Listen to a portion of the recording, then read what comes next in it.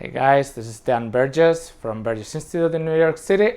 I wanted to give you some tips in case you decide you want to learn Spanish.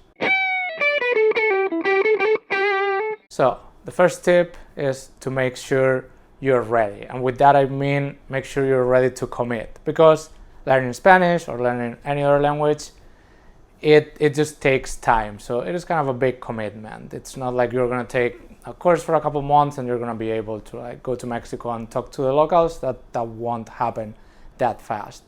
So you need to make a commitment for, let's say, a year to a couple of years in which you are going to be studying like pretty much every day.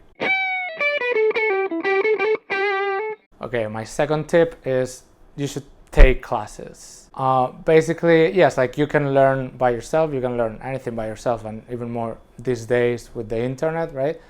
But taking classes at a school, and it can be our school or it can be any other school, there's lots of good schools, it will basically give you structure and it will give you accountability, and those two things are really important.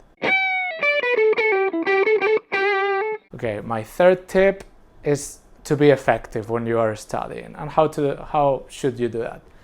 Well, so studies have shown that the best way to memorize, right, to memorize new stuff, and learning a language requires a lot of memorization work, is one, to do a lot of repetition, which sounds kind of obvious, and two, to leave some space between your repetition sessions or your study sessions.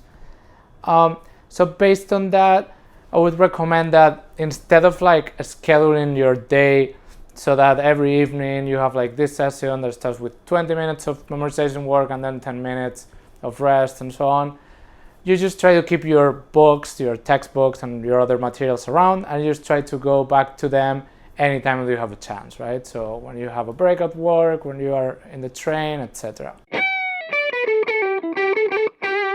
And my last tip is to try to surround yourself with Spanish. And you can ask me about how am I going to do that? I live in the United States.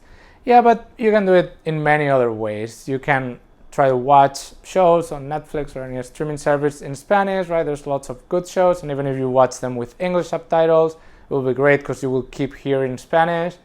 Another thing that you can do is change the language settings in all your devices, in your laptop, in your phone, in your smartwatch if you have one, etc. And another thing that you can do is to download Duolingo or any other app, right? There's a few good ones. And also try to open it in your phone and do some exercises as often as you can. Okay guys, so those are my tips. If you want to check us out, go to bergesinstitutespanish.com.